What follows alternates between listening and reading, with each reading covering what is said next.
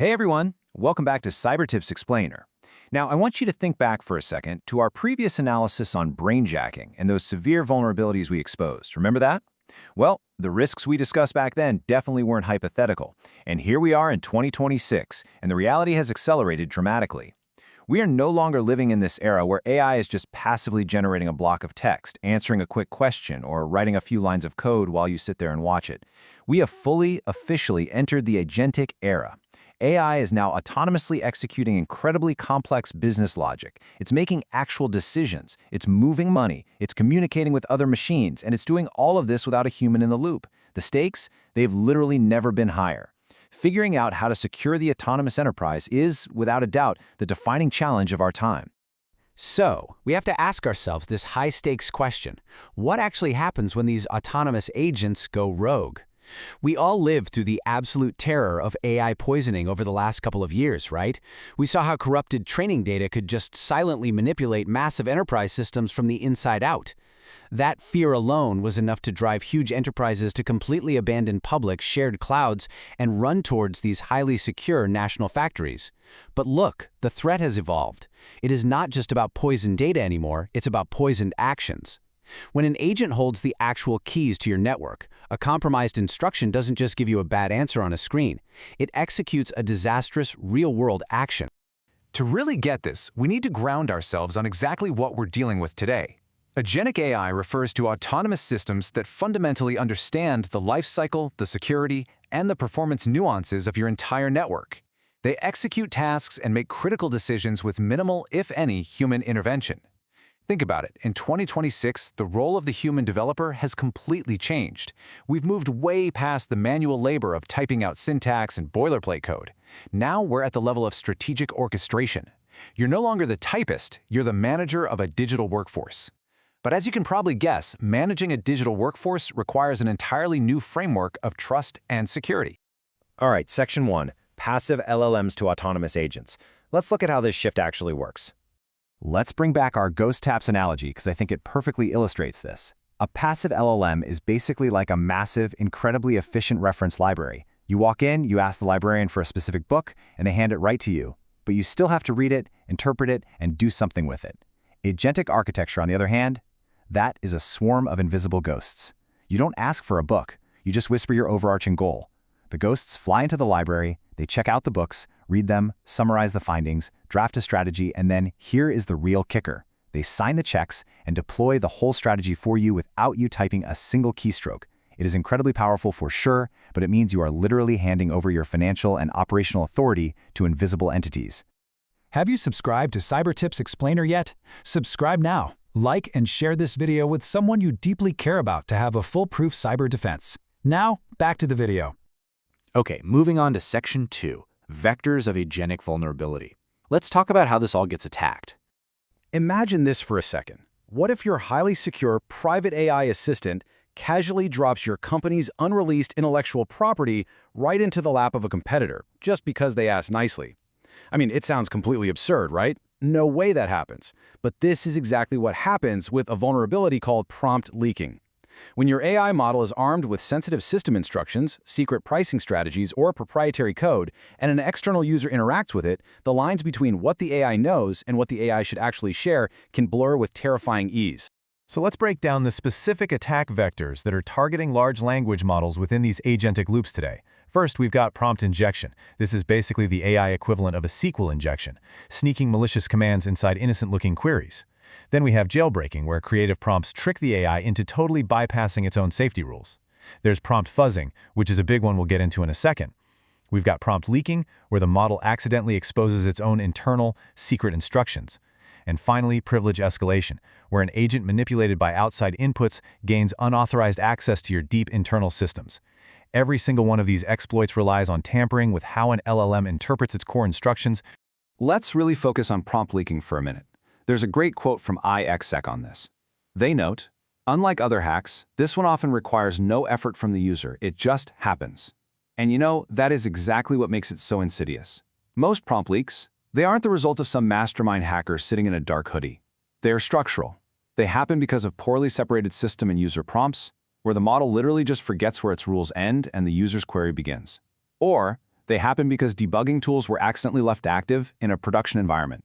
It's an accidental exposure of internal logic that basically hands your adversaries the exact blueprint they need to completely manipulate your agent. Picture another scenario.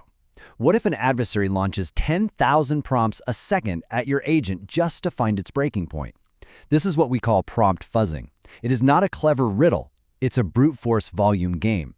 Adversaries are using machine speed exploits to aggressively test the boundaries of your LLM, hunting for tiny logic flaws or policy breaks.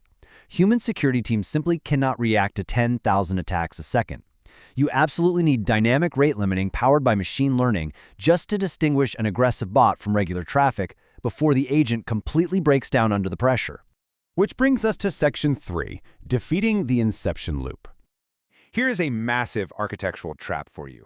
What if the AI model grading the security of your code is the exact same model that wrote the vulnerability in the first place? We call this the Inception Loop. Think about it. If you allow a single large language model to write a module, and then you turn around and ask that very same model to verify its security, it is effectively grading its own homework. It will inherently overlook its own biases and logic gaps, leaving your enterprise wide open to exploitation. This creates what we call the velocity paradox. In the inner loop of development, AI is writing, building, and debugging code at the speed of light. But the outer loop, the human PR reviews, the security scans, the compliance audits, that's all still operating at human speed. Data from 2025 showed that an astonishing 45% of AI-generated code contains security flaws. Human governance simply cannot keep up with that volume anymore. If you wait for humans to review everything, your business grinds to an absolute halt. But if you skip the human review to maintain your speed, you are deploying fatal vulnerabilities. It's a catch-22.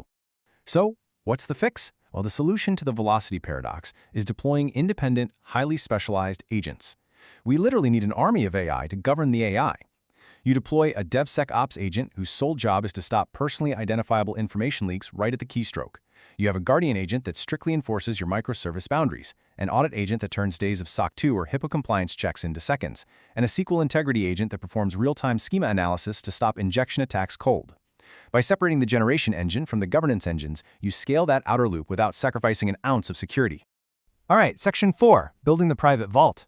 Let's talk hardware. We're seeing a really stark economic and security contrast right now that's driving a massive trend of cloud repatriation.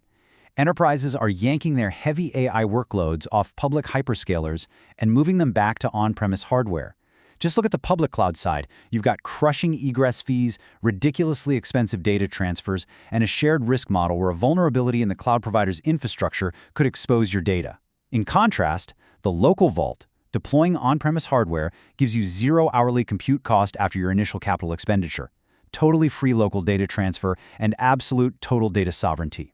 And honestly, the financial argument is undeniable at this point. For continuous 24/7 AI inference workloads, which is exactly what Agentic AI requires to function, renting cloud GPUs is just a perpetual rent trap. If you look at the return on investment for utilizing refurbished on-premise GPU servers, purchasing and running local physical hardware literally pays for itself in just 4 to 6 months. After that break-even point, your monthly compute costs plummet to just electricity and colocation space, all while giving you unparalleled control over your data. But look, a local vault isn't just about owning the physical server. It's about how the silicon itself actually protects your data. Enter Trusted Execution Environments, or TEEs. Think of these as hardware-isolated private vaults for computation. Using technologies like Intel's TDX, which frameworks like iExec utilize, TEEs act as virtual bank vaults. The AI model runs inside this completely isolated enclave. The data is fully encrypted in memory, the prompt never leaves the enclave, and crucially, once the task ends, there is zero memory retention and absolutely no logging. The model doesn't know who you are and it doesn't remember what it just generated. It completely eliminates prompt leaking right at the root level. Finally, Section 5, the architecture of trust. Let's pull this all together. What we are witnessing across the enterprise landscape is being called the Great Decoupling. The deep fear of AI poisoning, the staggering out-of-control costs of public cloud inference, and the severe business-ending risks of prompt data leakage have driven a massive wedge into the tech industry. We are rapidly moving away from a centralized cloud-based AI world toward localized, privacy-first infrastructure. Enterprises are demanding sovereign silicon, custom hardware they physically control, paired with private vaults, just to ensure their autonomous agents can operate without exposing the company's lifeblood to the open internet. So the crucial takeaway here is this three-step architecture of trust. Step 1, implement zero-trust AI pipelines. Trust is no longer assumed. You have to verify it at every single data path, from the initial embedding all the way to the agent's action. Step 2, utilize those trusted execution environments to ensure off-chain, completely encrypted processing where prompts are never ever retained. And Step 3, shift to sovereign local hardware. You've got to eliminate the noisy neighbor risks of public clouds and reclaim total control over your digital infrastructure and your computing economics. Here's the bottom line. For 2026, we can no longer just bolt security onto the end of a project. That simply doesn't work anymore. We need security by design, and that means uncompromising data sovereignty. It means utilizing AI that inherently respects your data, protects your ideas, and operates completely off-chain or on-premise. The era of recklessly feeding sensitive corporate data into some open, public LLM, that is officially over. The risks are simply too catastrophic. I'll leave you with this final, provocative thought to consider regarding your own enterprise's cybersecurity posture. In a world where invisible agents act autonomously on your behalf, executing complex strategies and signing checks in the blink of an eye, who truly holds the keys to your private vault? Are you actually in control of the silicon, the agents, and the data? Or are you just renting a fragile illusion of security? Think carefully about that. Thank you so much for joining me for this Cyber Tips Explainer, and I'll see you in the next one.